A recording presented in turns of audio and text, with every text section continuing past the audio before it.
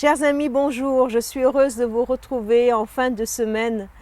Et aujourd'hui, nous méditons ensemble le chapitre 14 du livre des Proverbes.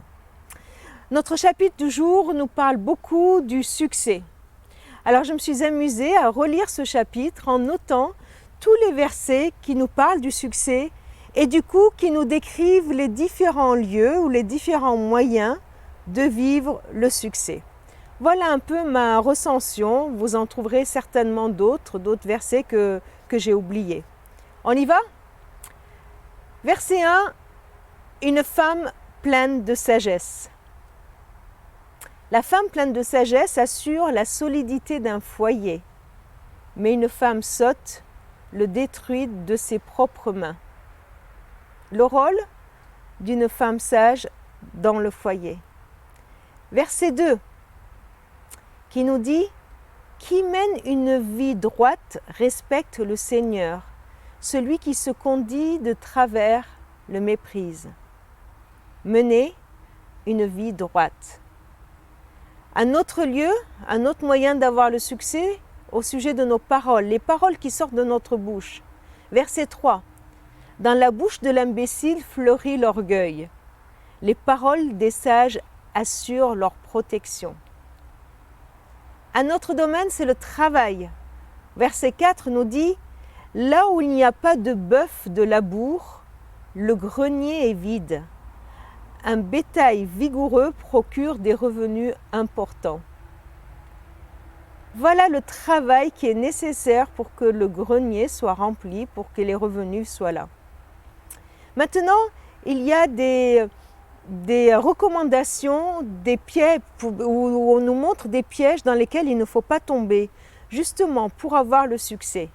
Verset 8 nous parle de la sottise. L'homme prudent surveille sa conduite parce qu'il est sage. Les sots s'égarent à cause de leurs bêtises. Verset 9. Les imbéciles n'estiment pas nécessaire de réparer un tort, mais une bonne volonté règne entre les hommes droits. Je trouvais ça intéressant de souligner que réparer ses torts fait partie des choses à faire pour avoir le succès, pour avoir une vie juste, une vie de paix, une vie où il y a de l'équité. Réparer ses torts nous fait avancer dans la vie. Deux autres pièges encore qui sont soulignés dans ce chapitre. Le premier, c'est l'immoralité. Verset 14, « L'homme immoral subira les conséquences de ses actes.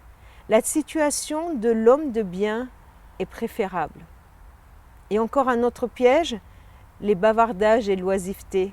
Verset 23 nous dit « Tout travail obtient un salaire, mais le bavardage ne conduit qu'à la pauvreté. » Voilà des domaines où on peut avoir le succès, où on peut tomber dans le piège de la pauvreté.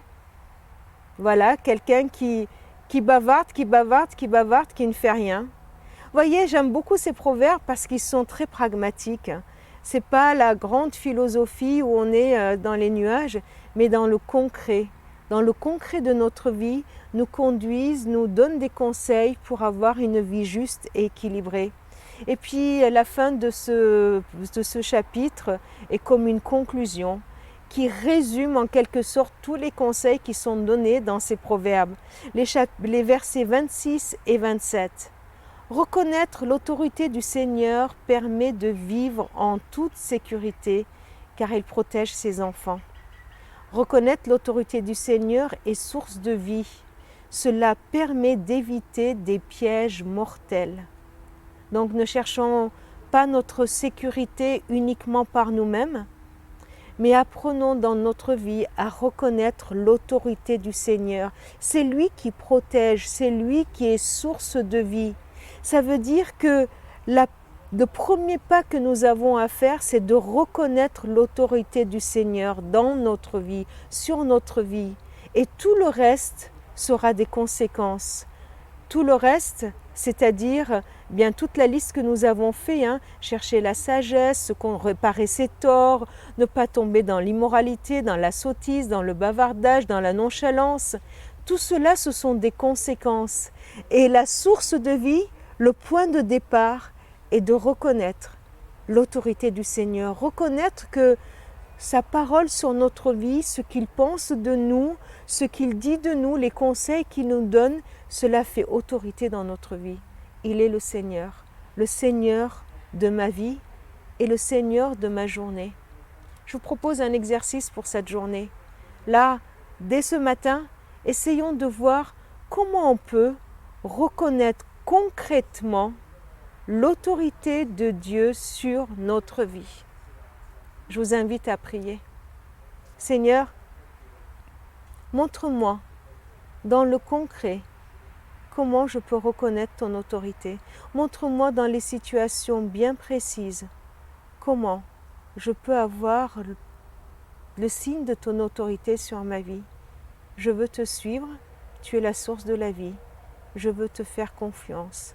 Tu es celui qui protège ma vie. Tu es celui qui me donne cette joie, qui me donne cette paix, qui me donne, Seigneur, mon identité. Je te prie dans toutes les circonstances de ma vie de m'aider à reconnaître ton autorité. Amen.